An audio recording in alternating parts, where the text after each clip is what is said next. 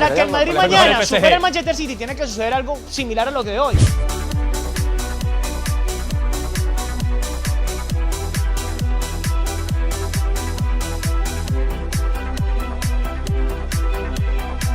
Más que todo va a ser el arquero, la seguridad que ofrece Ederson y sobre todo el juego con los pies, que le encanta a Guardiola, claro, no es cambia la la misma que dinámica. ofrece Estefan Ortega. Bueno, y estamos totalmente de acuerdo. No así el Madrid, que tiene a Lunin, que si bien es cierto, irregular. no es un mal mal arquero, arquero, pero todavía le falta.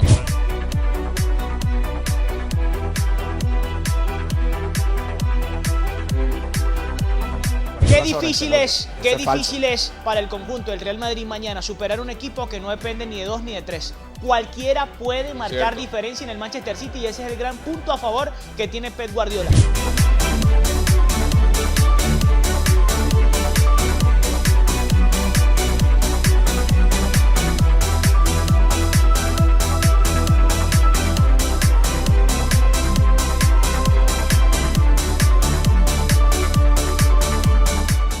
Pero la mayoría de los duelos los ha ganado Pep Guardiola frente al Real Madrid. Lo conoce muy bien, es una máquina pero de no hacer frente a fútbol. Ancelotti. Juega en su casa.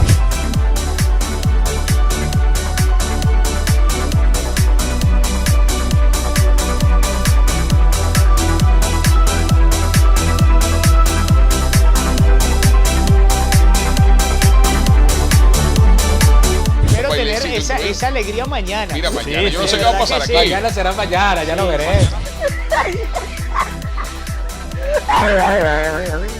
Silva. Sí,